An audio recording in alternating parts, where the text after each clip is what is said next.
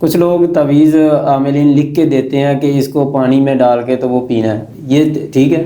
لیکن کہ تعویذ کسی بھی طرح ہو، وہ پہننا ہو، لٹکانا ہو، گھر میں لٹکانا ہو، یا اس کو پینا ہو، یا اس کو جلانا ہو، اس کی کوئی بھی شکل درست نہیں ہے۔ جی، یہ بہت سارے جو قرآن و حدیث کو اپنے آپ کو کہتے ہیں ہم ماننے والے ہیں، وہ لوگ یہ کرتے ہیں۔ تو اب دیکھیں کوئی بھی کوئی شخص ایسی حدیث ملتی ہے کوئی نہیں، اس طرح کی کوئی حدیث نہیں ملتی جس میں تعویذ کیا ہو یا پہنا ہو؟ کوئی کسی صحابی نے یا تابعی نے؟ کسی صحابی سے یہ ثابت نہیں ہے، بلکہ میرا یہ تجربہ کہ جو لوگ تعویذ دیتے ہیں پینے کے لیے، اس سے علاج نہیں ہوتا بلکہ بیماری میں اور اضافہ ہوتا ہے، دماغ جکڑا جاتا ہے، معدہ جکڑا جاتا ہے، تو اس سے شیطانی قوتوں کو طاقت ملتی ہے۔